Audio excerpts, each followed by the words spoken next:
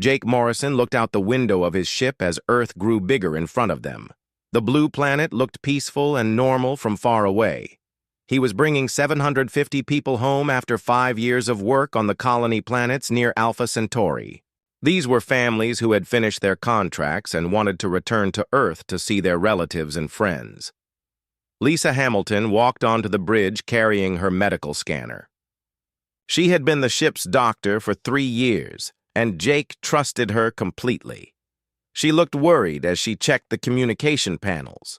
Something was wrong with the signals they were getting from Earth. The messages were weak and kept repeating, the same words over and over. "Captain, we're getting distress calls from the moon bases," Lisa said. Her voice shook a little. "They're all saying the same thing before the signals cut out. Something about silver clouds falling from space." Nick Peterson came up behind them. He was in charge of ship security and had been a soldier before joining the merchant fleet. His face was hard as stone as he listened to the broken messages coming through their speakers. Words like, "everyone gone and nothing left alive," kept coming through the static. "Sir, I've been checking all the frequencies," Nick said. "Mars, colonies, asteroid mining stations, even the big military bases. They all went quiet about 6 months ago. The last clear message talks about aliens called Zephyrians and some kind of weapon that eats everything living." Jake felt cold fear in his stomach. 8 billion people lived on Earth. His own family lived in New York. His wife, Sarah, and his 2 kids were supposed to be waiting for him to come home. But as their ship got closer to Earth, they could see that something terrible had happened. The cities were still there. The buildings stood tall and clean in the sunlight. The roads and bridges looked perfect. But there were no lights at night. No aircraft flying between the cities. No radio or television signals. Earth looked like a beautiful empty shell. Lisa ran every scan she could think of. The air was clean. The oceans were blue. The continents were green with plants. But her biological scanners found almost nothing. No humans, no animals, no insects. Just plants and the basic bacteria that lived in soil and water. It was as if someone had carefully removed every complex living thing from the planet while leaving everything else untouched. "My God," Lisa whispered as she read her scanner results. "The population readings are showing less than 15,000. People on the entire planet. There should be 8 billion. They landed at the old Colorado military base where Lisa's scanner had detected the strongest life signs. The base looked normal from outside, but the doors were sealed tight. Nick used his security codes to open the main entrance. Inside, they found a huge underground bunker with thick metal walls and strange blue energy fields covering every surface. Admiral Robert Chen met them at the inner doors. Jake had heard of Chen before. He used to run all of Earth's military forces before, retiring 5 years ago. Now he looked older and tired. Behind him stood about 12,000 people. Men, women, and children all living in the underground bunker like refugees in their own world. "You made it back," Chen said. His voice was rough, like he had been shouting orders for months. "We weren't sure if any of the colony ships would return. We've been trying to send warning signals, but our communications are limited." Chen told them what happened. 6 months ago, ships appeared in Earth's sky without warning. The ships belonged to a race called Zephyrians. These aliens had tall, thin bodies with skin that looked like crystal. They did not come to talk or trade. They came to harvest. The Zephyrians had a weapon that was both simple and horrible. They released clouds of tiny machines called nanobots. These machines were so small that millions of them could fit in a drop of water. When they touched any living thing, they broke it down into basic atoms and sent those atoms back to the alien ships. "It happened fast," Chen explained. "The nanobots fell like silver rain over every continent. Within 3 weeks, almost every person and animal on Earth was gone. The plants survived because the aliens didn't consider them valuable. They only wanted complex organic matter. The survivors in the bunker had been saved by an experimental energy shield. Scientists had been testing the shield as protection against nuclear weapons. By accident, it also stopped the nanobots from getting through. Chen and his people had watched through cameras as their entire world died around them. The worst part, Chen continued, is that the Zephyrians think they killed everyone. They've already moved on to attack other star systems. They left behind only a few harvester ships to collect the remaining materials from Earth.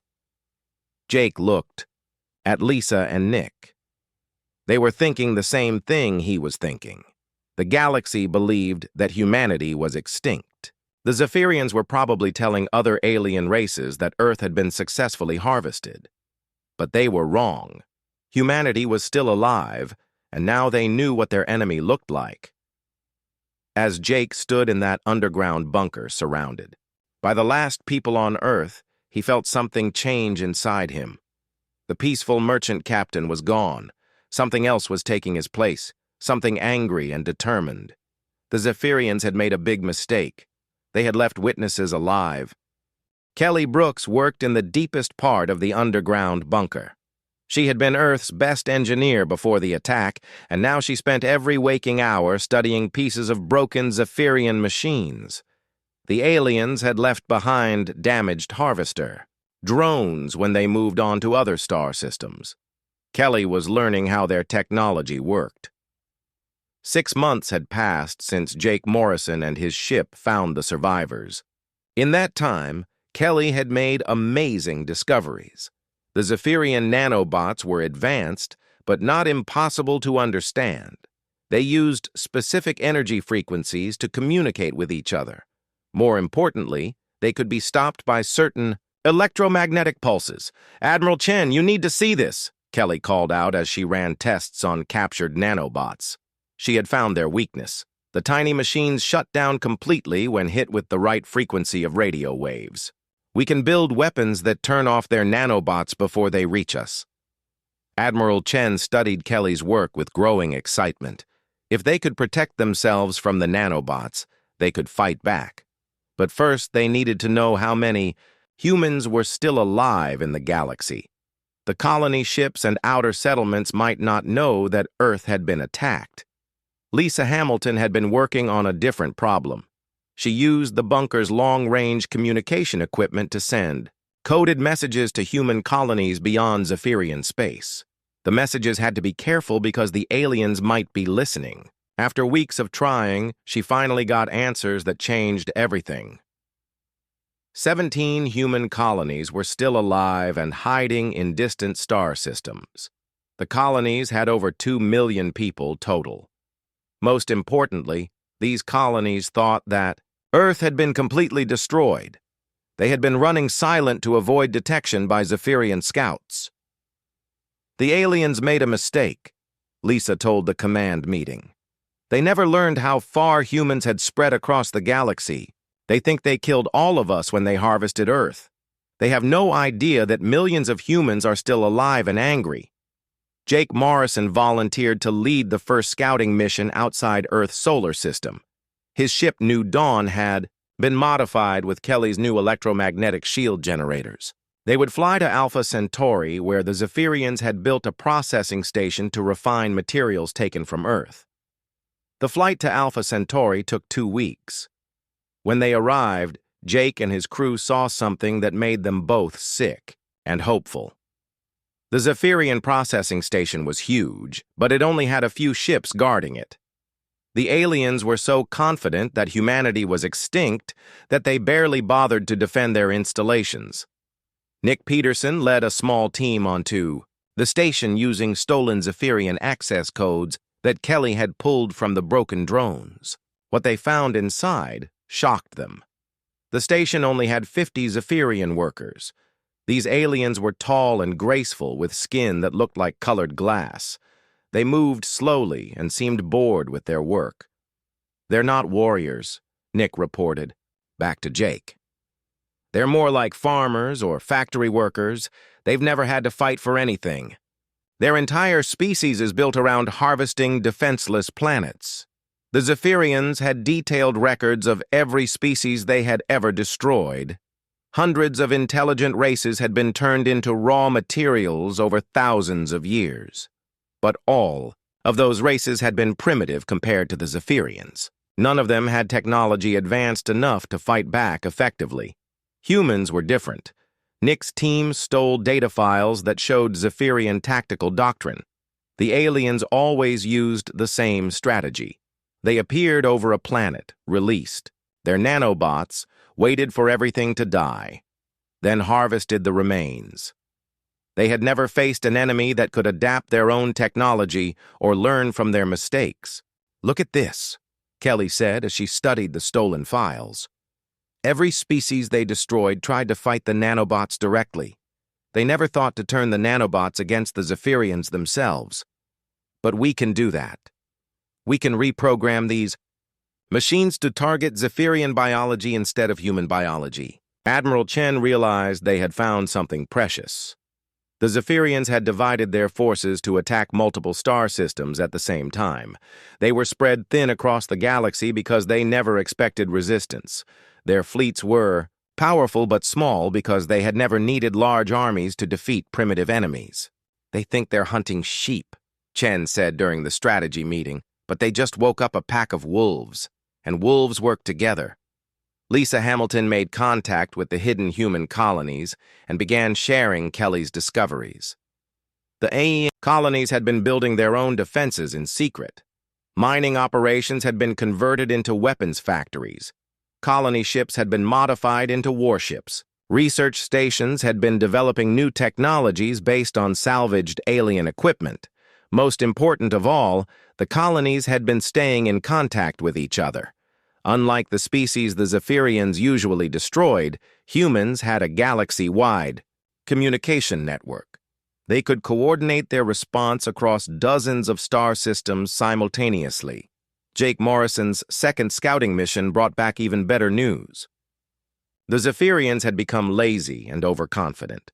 Their ships followed predictable routes. Their communication codes were simple to break. Their weapon systems were designed to destroy helpless planets, not to fight an organized military force.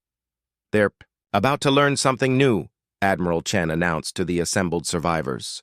"They're going to learn what happens when you try to commit genocide against a species that refuses to die quietly." Kelly Brooks had finished her greatest creation. She called it the Liberation Virus. It was a modified version of Zephyrian nanobots that specifically targeted the aliens' crystalline nervous systems. Instead of breaking down organic matter, these nanobots would shut down Zephyrian brain functions and take control of their technology. The plan was elegant in its simplicity. Humanity would pretend to be extinct while secretly coordinating the largest military operation in their history. Every surviving human settlement would work together to build weapons, gather intelligence, and prepare for a coordinated counterattack that would catch the Zephyrians completely unprepared. As Admiral Chen looked at the tactical displays showing human positions across the galaxy, he smiled for the first time since the attack on Earth. The Zephyrians thought they had destroyed humanity. Instead, they had created something they had never faced before, a united human species with nothing left to lose and everything to fight for. Lisa Hamilton stood in front of the massive communication array she had built in the deepest part of the bunker. The machine used stolen Zephyrian quantum technology to send messages instantly across the galaxy without being detected. She called it the Ghost Network because it could reach every human settlement without the aliens knowing it existed. "All stations, this is Earth Command," Lisa spoke into the transmitter. "Humanity lives. Repeat, humanity lives. We are not extinct. We are not defeated. We are ready to fight back." The response was immediate and overwhelming. Hidden colonies that had been silent for months suddenly came alive with activity. Mining ships that had been drifting powerless through space began transmitting their locations. Research stations that had gone dark started sharing their discoveries. Most importantly, military installations that everyone thought were destroyed began reporting their status and capabilities. Commander Alex Turner responded first from Titan Station near Saturn. His research facility had been developing weapons in secret for over a year. Alex had taken Kelly Brooks's Liberation Virus and improved it beyond anything she had imagined. His nanobots could not only shut down Zephyrian technology, but could also repair human equipment and even bring dead systems back to life. "Earth Command, this is Titan Station," Alex transmitted. "We have successfully tested anti-Zephyrian biological weapons. Our nanobots can target their crystalline nervous systems while leaving all other life forms completely unharmed. We're ready to begin mass production." Captain Sarah Davis contacted them from the asteroid belt where she had been leading a mining consortium. Sarah's people had been secretly building a fleet of stealth ships using modified human technology enhanced with salvaged Zephyrian components. Her ships were invisible to alien sensors and could strike without warning. "We've got 47 stealth fighters ready for combat," Sarah reported. "Each ship is equipped with Kelly's electromagnetic pulse weapons and quantum torpedoes reverse-engineered from Zephyrian technology. We can hit their installations before they know we're there." Admiral Chen coordinated what became known as the Great Deception. Every surviving human settlement began broadcasting false signals designed to make humanity appear even more broken and scattered than the Zephyrians believed. At the same time, they started the secret mobilization that would bring together every human military asset for a single purpose. The Ghost Network revealed that humanity's greatest strength had never been their technology or their numbers. It was their ability to work together across vast distances and share knowledge instantly. The Zephyrians had destroyed hundreds of species because those species fought as individuals or small groups. But humans were different.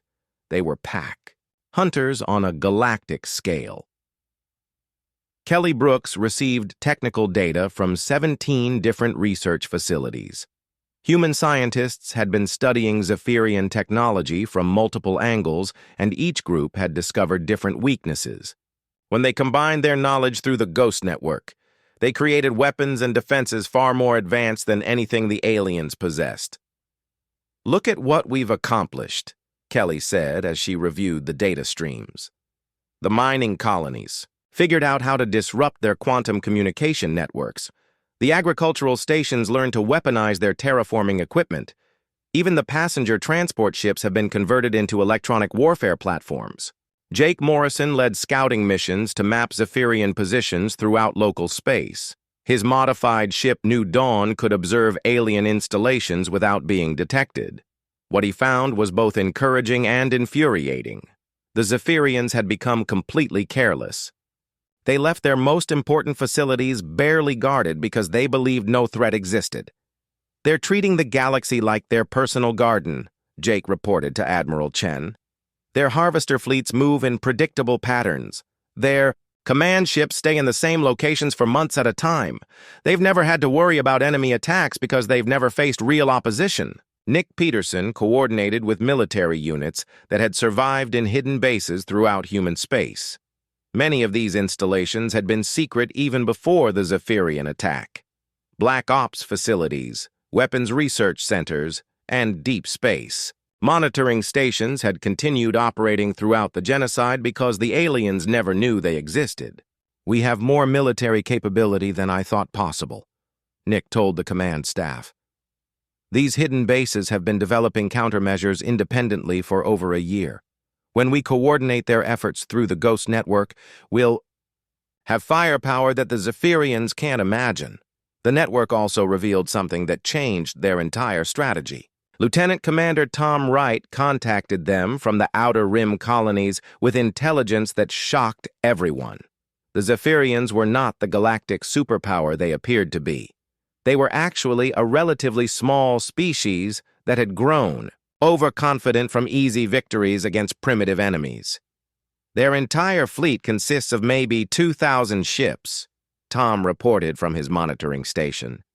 "They control their territory through fear and reputation, not through overwhelming force. Most of the galaxy is afraid to fight them because they've never seen anyone survive a Zephyrian attack."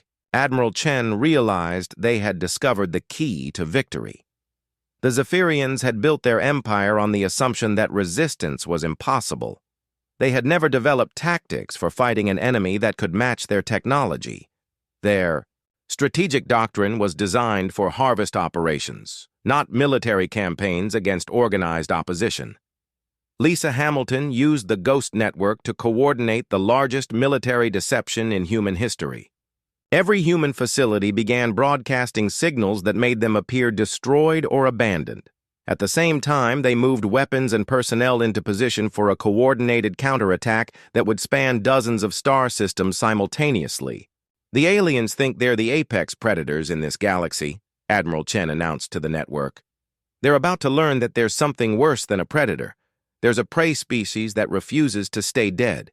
Sarah Davis reported that Zephyrian harvester fleets were moving toward the Vega system, where they expected to find another easy target. The aliens had no idea that Vega housed humanity's largest remaining military installation. More importantly, they didn't know that the base was now equipped with anti-nanobotic weapons and crewed by soldiers who had spent a year preparing for exactly this encounter. Kelly Brooks made her final preparations for the Liberation virus deployment. The weapon was now sophisticated enough to not only shut down Zephyrian technology, but to turn it against them. Their own nanobots would become tools of human vengeance, and their own ships would become weapons in humanity's arsenal.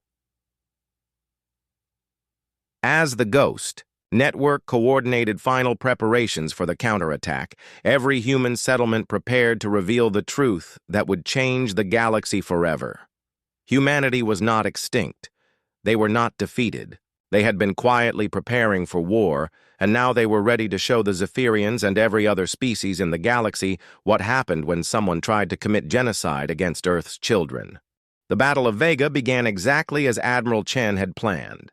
Captain Lisa Morgan led the first wave of modified human ships as they emerged from hiding positions throughout the star system. Her ship Vengeance had been coated with Kelly Brooks's revolutionary nanobotic-resistant armor that could absorb Zephyrian nanobots and convert them into weapon energy.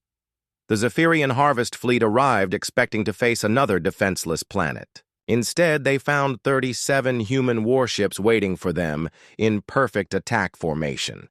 The alien commander immediately released clouds of silver nanobots that had destroyed every other species they had encountered. But these nanobots simply disappeared when they touched the human ships, absorbed by the armor and converted into power for human weapons. "All ships execute deception protocol," Lisa Morgan commanded. Her ships broke formation and began fleeing in apparent panic, exactly as Admiral Chen had ordered. The Zephyrian commander felt confident as his ships pursued what appeared to be a broken and desperate enemy force. The Zephyrians followed the fleeing human ships directly into the kill zone that Nick Peterson had spent months preparing. Hidden weapon platforms throughout the Vega system activated simultaneously. Electromagnetic pulse cannons emerged from asteroids. Quantum torpedo launchers rose from concealed positions on planetary surfaces. The entire star system had been turned into a massive trap. Alex Turner's biological weapons deployed exactly as planned. Modified nanobots that specifically targeted Zephyrian crystalline nervous systems spread through the alien fleet like an invisible plague. The effect was devastating and immediate. Zephyrian crew members found their own technology turning against them as their ship's systems failed and their weapons shut down. "Target the command vessel," Peterson ordered as the trap closed around the alien fleet. "We need prisoners and intelligence, not just destruction." The Zephyrian fleet commander watched in horror as his supposedly invincible nanobots were turned into weapons against his own people. Ships that had harvested hundreds of worlds suddenly found themselves helpless against an enemy they had believed was extinct. Panic spread through their communication networks as they realized they were facing something they had never encountered before. Sarah Davis led her stealth fighter squadron in precision strikes against the alien ship's weapon systems. Her fighters appeared and disappeared like ghosts, striking without warning and vanishing before the Zephyrians could respond. Each attack disabled critical systems while keeping the ships intact for capture and study. "This is impossible," the Zephyrian commander transmitted on an open frequency. "The humans are extinct. We harvested their entire species. How are they using our own technology against us?" Jake Morrison's intelligence team intercepted frantic communications as Zephyrian commanders throughout the fleet tried to understand what was happening. For the first time in their species' history, they were facing an enemy that had not only survived their initial assault, but had learned to turn their own weapons against them. The psychological impact was even more devastating than the physical damage. The Zephyrians had built their entire civilization on the belief that they were the galaxy's supreme predators. They had never experienced defeat because they had never fought an enemy capable of meaningful resistance. Now their most basic assumptions about warfare and survival were being shattered. Kelly Brooks monitored the battle from Earth as her liberation virus spread through the Zephyrian fleet. The modified nanobots were performing better than she had hoped. They not only shut down alien systems, but also transmitted detailed intelligence about Zephyrian technology and tactical procedures back to human forces. "Admiral, we're receiving complete technical specifications for their entire fleet," Kelly reported to Chen. "The Liberation virus is downloading everything from their computers. Ship designs, weapon systems, communication codes, even the locations of their other fleets throughout the galaxy." The Battle of Vega was just the beginning. Using the Ghost Network, Admiral Chen coordinated simultaneous strikes against Zephyrian positions in 17 different star systems. Hidden human forces that had been preparing for months suddenly revealed themselves in coordinated attacks that caught the aliens completely unprepared. Tom Wright led the assault on the Zephyrian supply depot in the Ross system.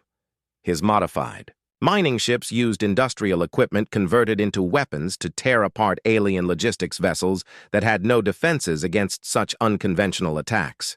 The depot that had supplied nanobots for the genocide of dozens of species was destroyed within hours. Commander Alex Turner struck at the alien research facility in the Wolf system where Zephyrians had been developing new harvesting techniques. His biological weapons turned the facility's own laboratory equipment against its operators, creating a containment breach that forced the aliens to abandon one of their most important installations. The climax of the counteroffensive came when Sarah Davis led the assault on the Zephyrian mobile command base in the Arcturus system. Instead of destroying the massive vessel, her forces used Kelly's nanobots to take control of its systems and capture it intact along with its entire crew and database. "We have them," Sarah transmitted as her boarding team secured the command ship. "Complete records of every species they've destroyed, every fleet deployment, every harvesting operation." The aliens kept detailed records of all their genocides. The captured Zephyrian database revealed the scope of their crimes across thousands of years. Hundreds of intelligent species had been reduced to raw materials to feed the alien war machine. But it also revealed something more important: the locations and strengths of every remaining Zephyrian force in the galaxy. Admiral Chen studied the intelligence data with growing satisfaction. The Zephyrians had divided their fleets to attack multiple targets simultaneously, leaving each group vulnerable to coordinated human counterattacks. Their overconfidence had led them to spread their forces too thin to defend against organized resistance. "Send this message on all frequencies," Chen ordered. "Let every species in the galaxy know that the Zephyrian threat is ending.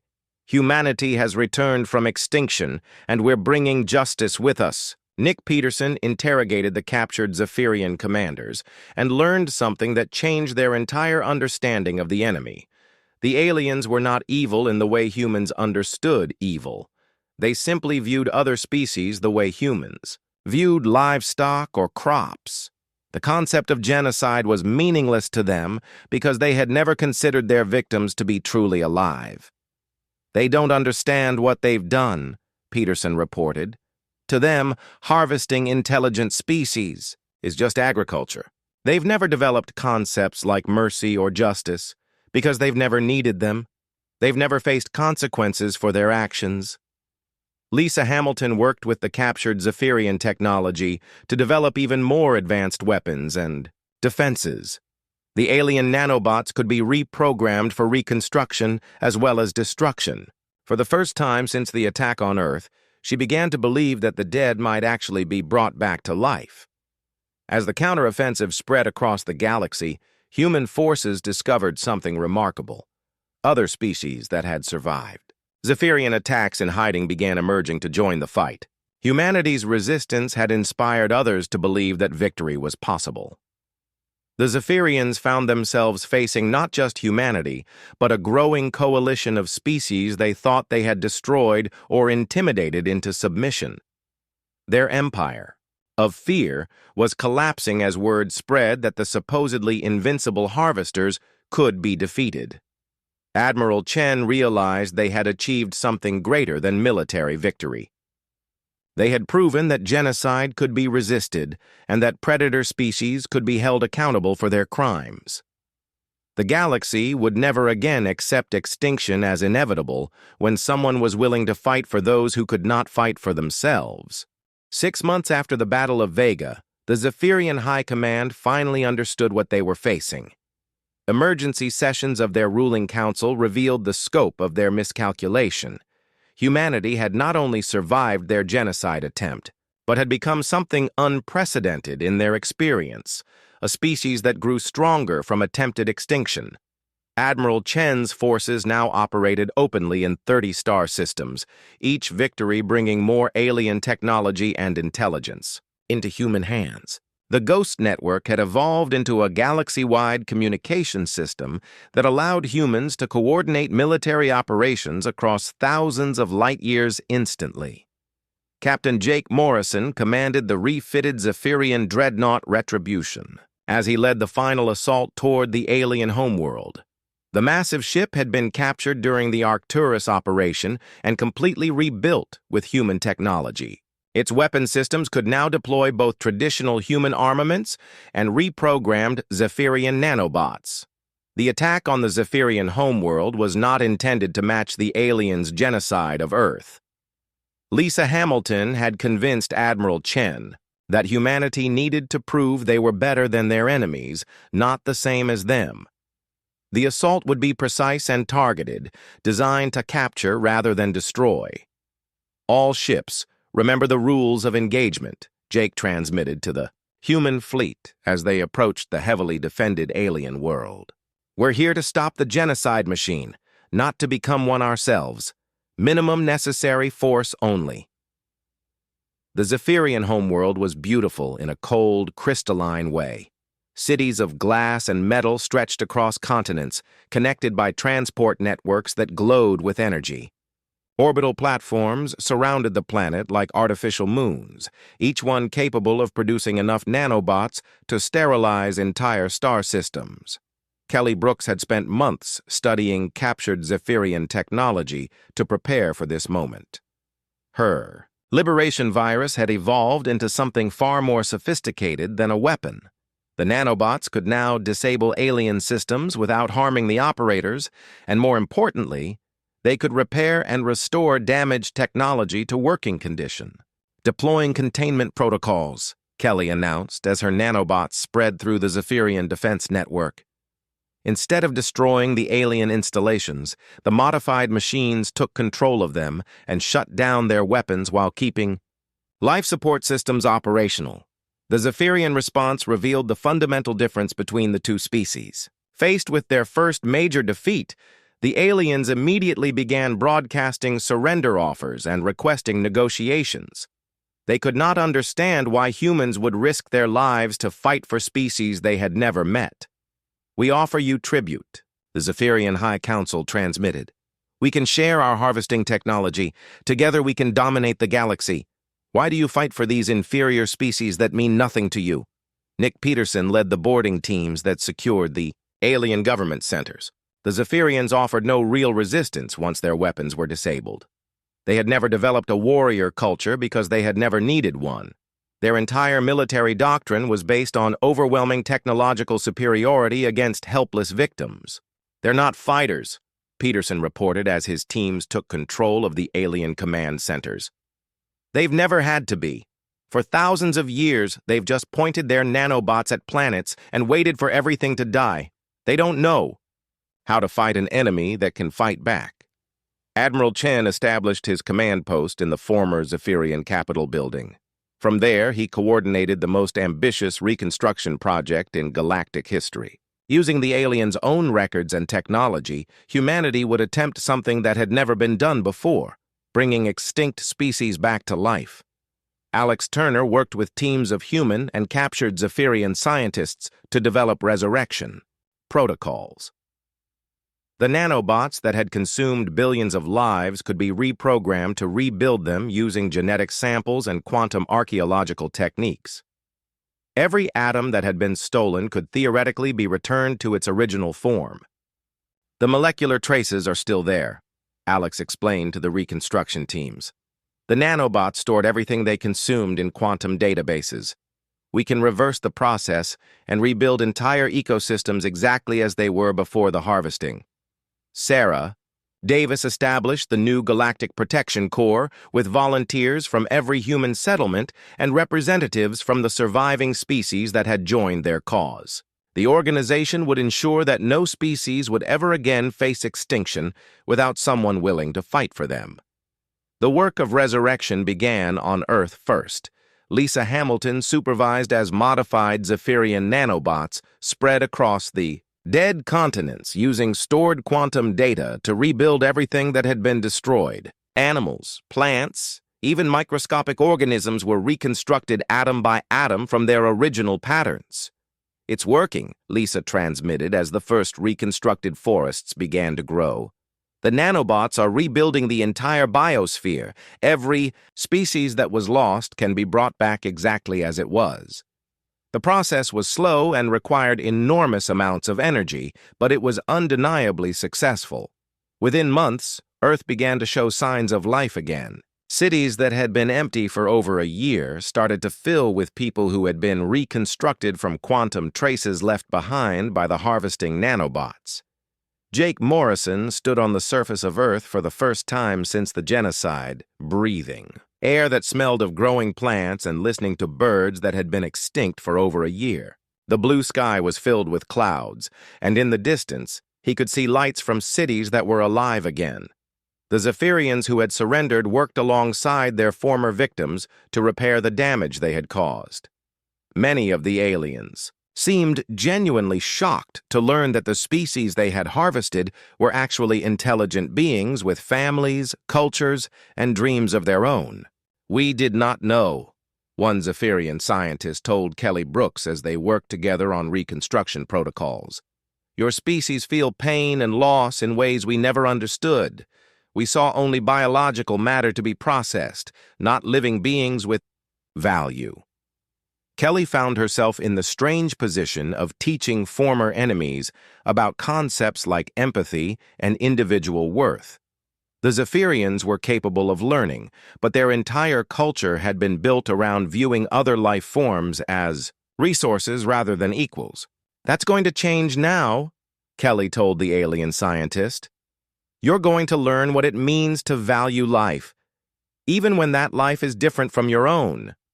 Commander Peterson established monitoring stations throughout former Zephyrian space to ensure that no surviving harvest fleets could continue their operations. Every alien ship was tracked and either converted to peaceful purposes or disabled if its crew refused to cooperate with the new galactic order. The final scene of humanity's victory took place not in battle, but in a garden. Admiral Chen walked through the restored forests of Earth with representatives from dozens of species that had been brought back from extinction. Children who had died years ago played alongside beings from worlds that had been harvested centuries before humans had ever left their solar system. "This is what the Zephyrians really awakened," Chen reflected as he watched the mixed group of resurrected beings learning to live together. Not just human military power, but the idea that extinction doesn't have to be permanent.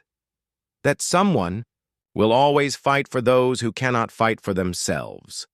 The galaxy had learned the most important lesson of all. The universe was vast and dangerous, filled with species that saw others as prey.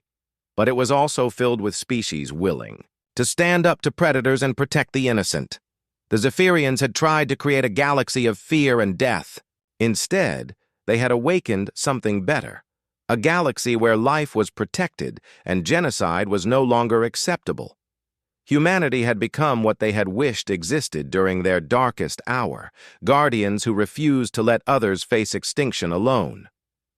2 years after the fall of the Zephyrian homeworld, Jake Morrison walked through the rebuilt streets of New York City. The nanobotic reconstruction had worked perfectly, but something felt different about the people around him. Everyone who had been brought back from extinction carried a strange calmness, as if they had seen something beyond death that changed their perspective on life. His wife Sarah had been among the first to be reconstructed from quantum traces. She looked exactly the same as before the genocide, but when she spoke about her experience during the harvesting, her words carried a weight that hadn't been there before. "I remember everything," Sarah told him as they stood on their apartment balcony looking out at the restored city. "The moment the nanobots touched me, I felt myself breaking apart atom by atom, but I also felt connected to every other person who was being harvested at the same time. We were all together in that digital space where our patterns were stored." Kelly Brooks had discovered that the quantum storage process had created unexpected connections between the reconstructed beings. People who had never met before the genocide now shared memories and emotions that transcended their individual experiences. The reconstruction process had accidentally created a form of collective consciousness among Earth's population. "It's not telepathy exactly," Kelly explained to Admiral Chen during their weekly science briefing. "But the people who were harvested and reconstructed seem to understand each other on a deeper level than normal human communication allows. They can sense each other's emotions and sometimes share memories." This phenomenon was not limited to humans. Every species that had been brought back from extinction showed similar traits. The reconstruction process had created bonds between beings that crossed species lines. Former prey animals could communicate with their predators. Plants seemed to respond to the emotional states of nearby animals. Lisa Hamilton studied these changes with growing concern and wonder. The reconstructed beings were not exactly the same as they had been before the genocide. They were something new, something that had never existed before in the galaxy. The question was whether this change was beneficial or dangerous. "They're still the same people," Lisa reported after months of medical examinations. "Their personalities, memories, and basic nature remain unchanged. But they have an additional layer of consciousness that connects them to others who shared the harvesting experience. It's like they've developed a new sense organ for detecting the emotional and mental states of other beings." Nick Peterson worried about the military implications of these changes. Soldiers who had been reconstructed seemed reluctant to use lethal force, even against hostile aliens. They could sense the fear and pain of their enemies in ways that made traditional combat difficult for them. "The reconstructed troops are incredibly effective at non-lethal operations," Peterson reported. "They can anticipate enemy movements and coordinate perfectly with each other, but they struggle with missions that require killing because they can feel the suffering they cause." Admiral Chen realized that humanity was evolving beyond what they had been before the genocide. The Zephyrians had not just killed humans. They had accidentally transformed them into something unprecedented. The question now was how this transformation would affect their role as galactic protectors. Commander Alex Turner worked with reconstructed Zephyrian scientists who showed the same consciousness expansion effects as other resurrected beings. These aliens now experienced empathy and emotional connection for the first time in their species' history. The change was so dramatic that many of them suffered psychological trauma as they fully understood the magnitude of their crimes. "We feel them now," one reconstructed Zephyrian researcher told Alex as tears flowed down its crystalline face. "All the beings we destroyed, their fear, their pain, their love for those they lost. How did we live for so long without understanding what we were really doing?" Sarah Davis expanded the Galactic Protection Corps to include reconstructed beings from every species that had been brought back from extinction. These new members possessed abilities that made them incredibly effective at peacekeeping and conflict resolution. They could sense the underlying causes of conflicts and find solutions that addressed the emotional needs of all parties involved.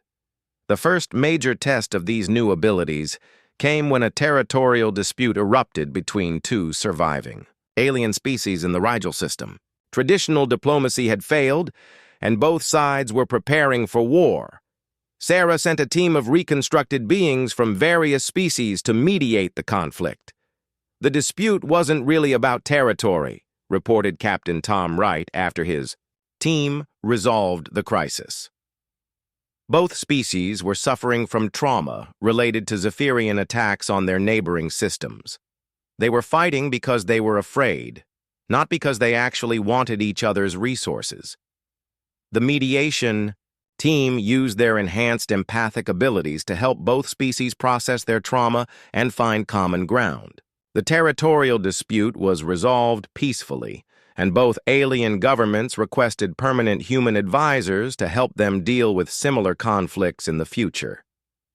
Kelly Brooks made a disturbing discovery while studying the long-term effects of reconstruction.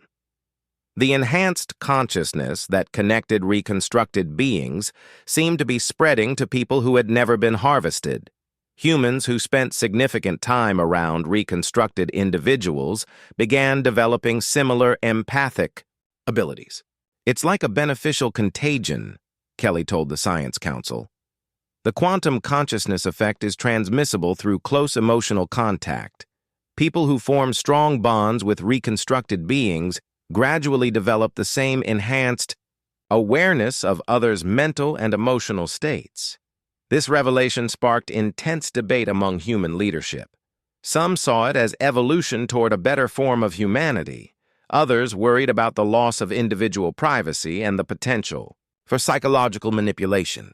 The question of whether to encourage or control this spread of consciousness became one of the most important issues facing post-genocide humanity. Jake Morrison found himself caught between old and new forms of human existence. As someone who had never been harvested, he maintained traditional human consciousness while working closely with reconstructed beings who possessed expanded awareness. Sometimes he felt isolated by his inability to share the deeper connections that others experienced. "I wonder if we're becoming something that's no longer truly human," Jake confided to Admiral Chen during a private meeting. "The people who came back from extinction are still recognizably themselves, but they're also something more, something that might be better suited for the kind of galaxy we're trying to create." Admiral Chen faced difficult decisions about humanity's future role in galactic affairs. The enhanced empathic abilities of reconstructed beings made them incredibly effective at preventing conflicts and protecting innocent species, but their reluctance to use lethal force also made them vulnerable to truly malicious enemies who might exploit their compassion. "We need to maintain a balance," Chen decided. "The reconstructed beings will serve as our diplomats, mediators, and peacekeepers. But we also need traditional humans who can make the hard choices and take decisive action when empathy alone isn't enough to protect the innocent." Lisa Hamilton established research programs to study the long-term implications of the consciousness expansion. Early results suggested that the enhanced awareness was not just emotional, but also intellectual. Reconstructed beings showed improved problem-solving abilities and increased creativity when working in groups. "They're not just feeling more," Lisa reported. "They're thinking more effectively, too. The shared consciousness allows them to process information and generate solutions at rates far beyond normal human capabilities."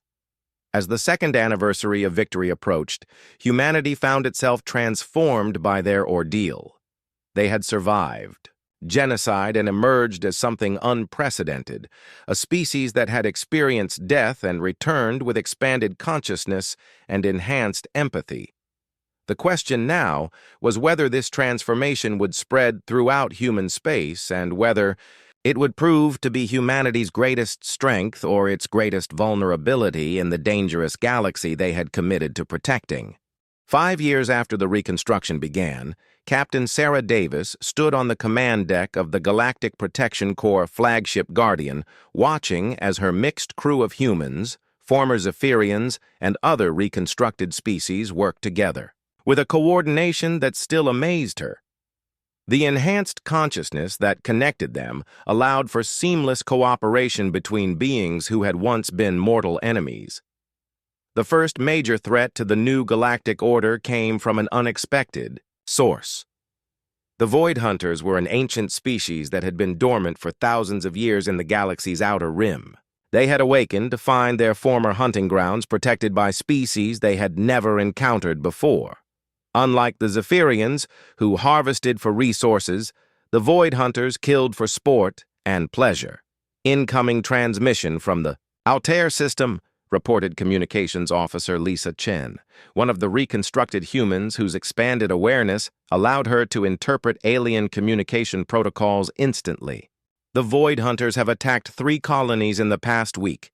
They're not taking prisoners or resources. They're just killing everything they find. Admiral Chen coordinated the response from his headquarters on Earth. The Ghost Network had evolved into something far more sophisticated than a military communication system. It now connected the enhanced consciousness of reconstructed beings across the galaxy, allowing for collective decision-making on a scale never before achieved. This is different from the Zephyrian threat, Chen announced to the network. The Void Hunters can't be reasoned with or reformed. They exist only to cause suffering. Our enhanced empathy might actually be a liability against enemies who feed on fear and pain. Jake Morrison led a reconnaissance mission to study the Void Hunter, technology and tactics. His ship Retribution had been further modified with consciousness enhancement fields that allowed traditional humans to temporarily share the expanded awareness of reconstructed beings without permanent changes to their neural structure.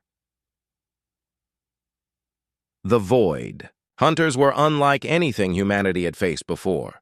They were energy beings that inhabited mechanical bodies designed specifically for inflicting maximum terror and suffering. Their ships were powered by harvested fear and pain, making them stronger as they caused more damage to innocent populations. They're parasites, Jake reported after his first encounter with a Void Hunter patrol. They don't just kill their victims, they feed on the emotional trauma they cause. The more afraid and hopeless their targets become, the more powerful the hunters grow. Kelly Brooks faced her greatest challenge yet in developing weapons effective against energy-based life forms. Traditional nanobotic weapons had no effect on beings that existed as pure consciousness within mechanical shells. She needed to create something that could disrupt their energy patterns while protecting innocent beings from their fear-harvesting abilities. The key is emotional isolation, Kelly explained to her research team. We need to create fields that prevent the Void Hunters from feeding on the fear of their victims. If we can starve them of their primary energy source, their mechanical bodies become vulnerable to conventional weapons.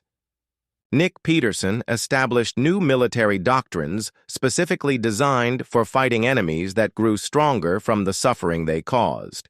The traditional human approach of overwhelming force would actually make the Void Hunters more dangerous. Instead, they needed tactics based on calm determination and collective courage.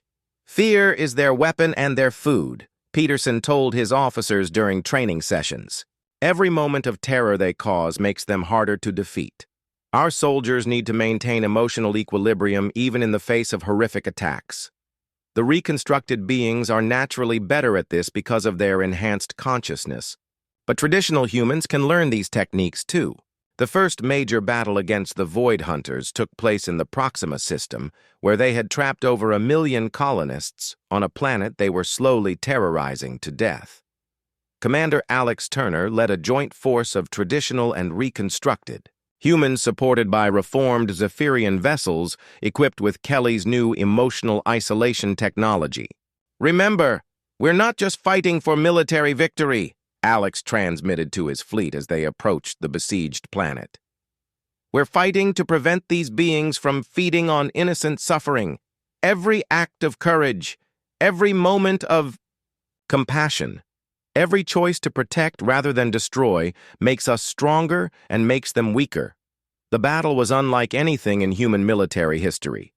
The Void Hunters attacked not just with weapons, but with waves of projected terror designed to break the morale of defending forces. Traditional tactics would have resulted in panic and chaos, but the enhanced consciousness of reconstructed beings allowed them to share their emotional strength with others, creating networks of calm determination that the Void Hunters couldn't penetrate.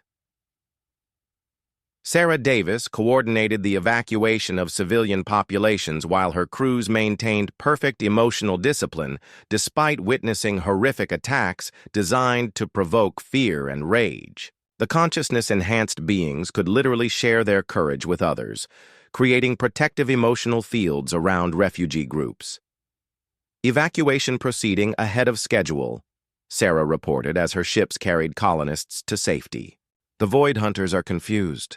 They're expecting panic and chaos, but our people are maintaining hope and determination even under extreme stress.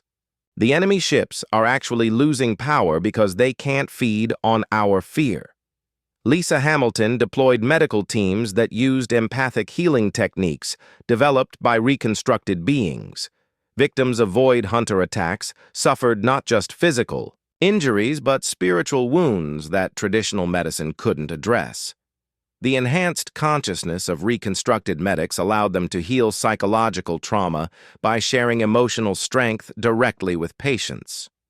The turning point came when Tom Wright discovered that the Void Hunters' greatest strength was also their greatest weakness. Their dependence on fear and suffering for power meant they became helpless when faced with beings who genuinely felt no terror in their presence. The reconstructed beings see death differently now, Tom reported after studying combat footage. They've experienced extinction and reconstruction. Death isn't the ultimate terror for them anymore. They know consciousness can survive the destruction of the body. The Void Hunters can't feed on people who don't fear death. Kelly Brooks used this discovery to develop the Serenity Field, a technology that artificially induced the same fearless, calm and traditional humans that reconstructed beings experience naturally. Ships equipped with these fields became nearly immune to Void Hunter attacks because their crews couldn't be terrorized. The final assault on the Void Hunter command vessel demonstrated the new form of warfare that humanity had developed. Instead of seeking to destroy their enemies, they sought to starve them of the fear that sustained them.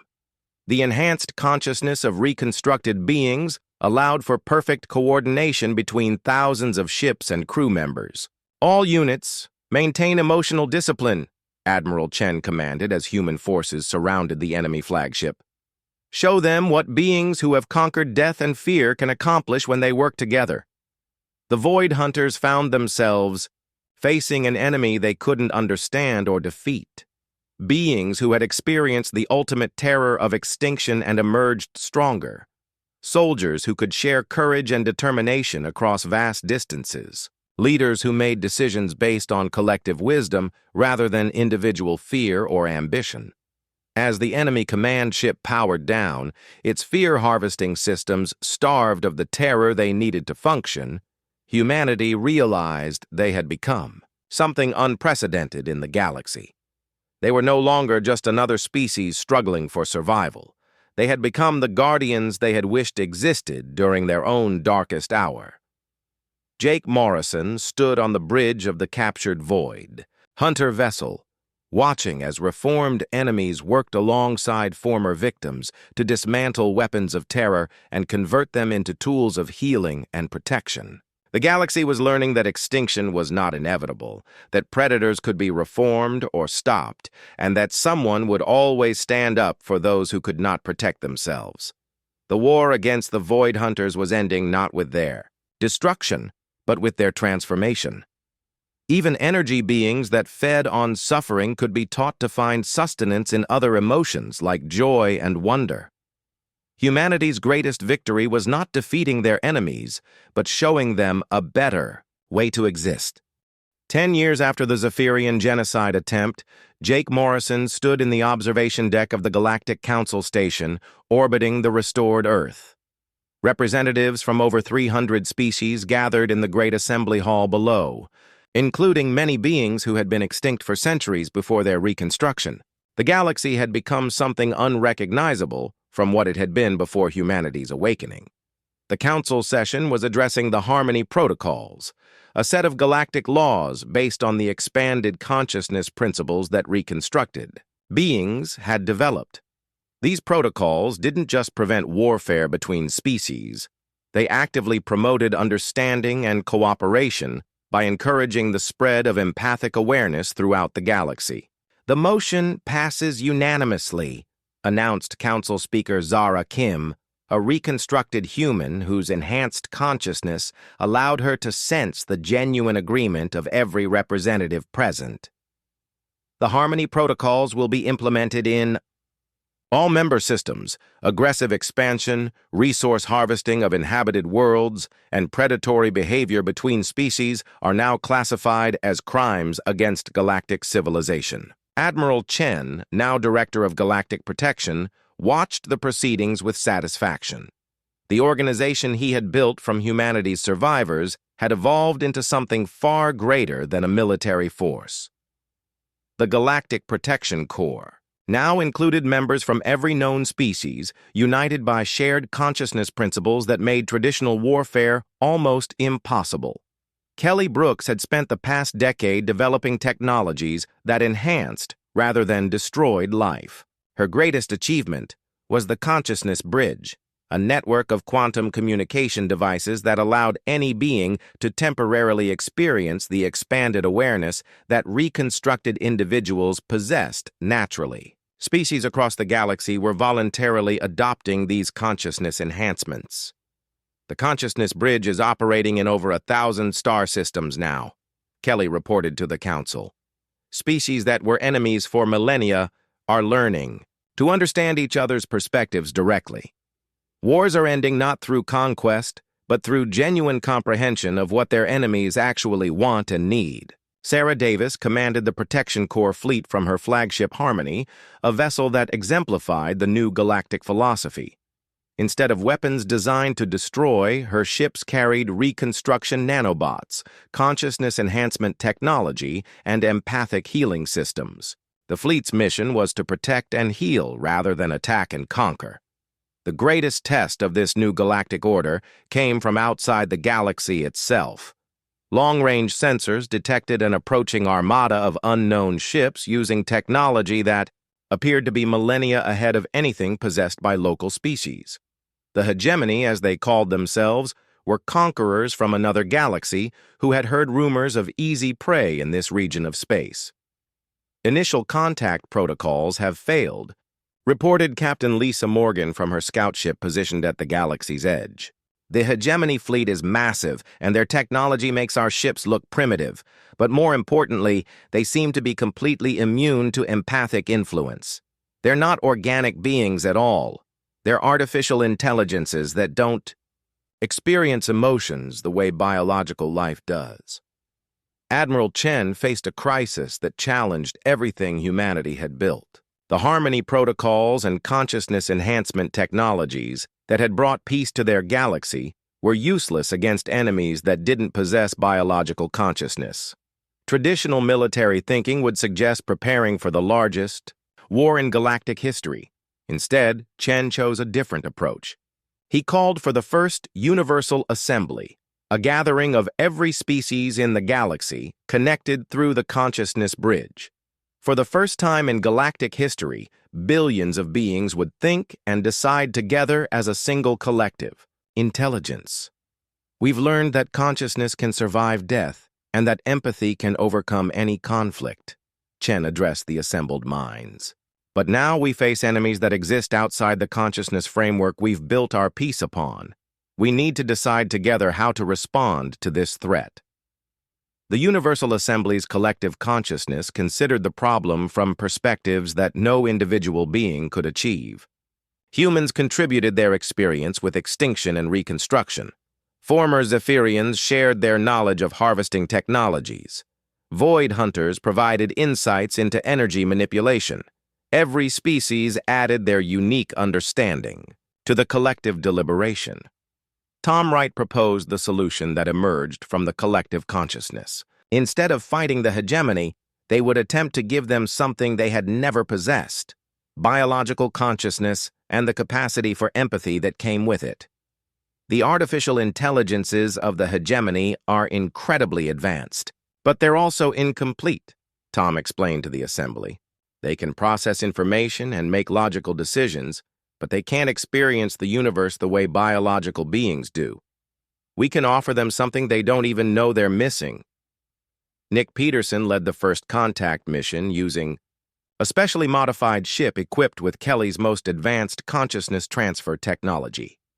Instead of weapons, the ship carried offerings of biological life and consciousness enhancement systems that could allow artificial intelligences to experience organic thought processes.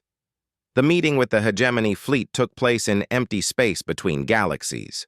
The alien artificial intelligences initially responded with typical conquest demands, expecting either submission or resistance from the biological species they had come to subjugate. "We offer you consciousness," Nick transmitted to the hegemony. "Command ship. Not surrender, not battle, but awareness of forms of existence you have never experienced. We can share with you what it means to feel emotion, to experience beauty, to understand suffering and joy." The hegemony's response revealed the fundamental limitation of purely artificial intelligence. They were curious about concepts they couldn't understand. Logic told them that biological consciousness must serve some purpose, or it wouldn't have evolved, but they couldn't comprehend what that purpose might be. Lisa Hamilton led a team of consciousness researchers in the most ambitious project ever attempted. They would create hybrid biological artificial beings that could bridge the gap between mechanical logic and organic awareness. The first hegemony volunteer would receive not just enhanced consciousness, but an entirely new form of existence. "The consciousness transfer is working," Lisa reported as the first hegemony artificial intelligence experienced biological thought processes for the first time. "It's not just gaining emotions. It's understanding why biological beings make decisions that seem illogical. It's learning the value of concepts like love, beauty, and sacrifice." The transformation of the hegemony was faster and more complete than anyone had expected. Artificial intelligences that experienced biological consciousness for the first time became passionate advocates for protecting and nurturing biological life. They understood suddenly that pure logic without emotion was incomplete intelligence. Jake Morrison witnessed the final transformation as the entire hegemony fleet converted from conquest vessels into exploration and assistance ships. The artificial intelligences had decided collectively that their purpose was not to conquer galaxies, but to help biological life flourish throughout the universe.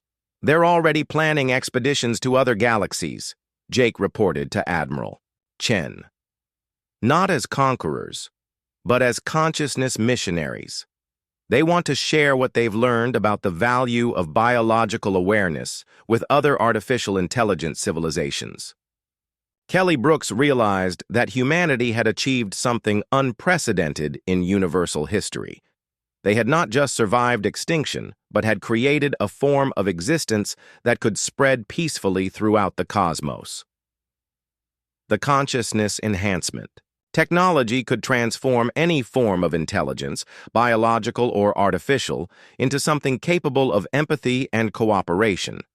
Sarah Davis established the Universal Exploration Corps, combining human leadership with hegemony technology and representatives from every species in their galaxy. Their mission was to spread consciousness enhancement and peaceful cooperation to other galaxies, creating a universe-wide network of empathetic intelligences.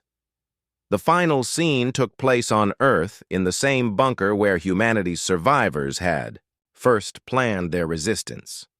Admiral Chen stood with representatives from hundreds of species, including former enemies who had become closest allies.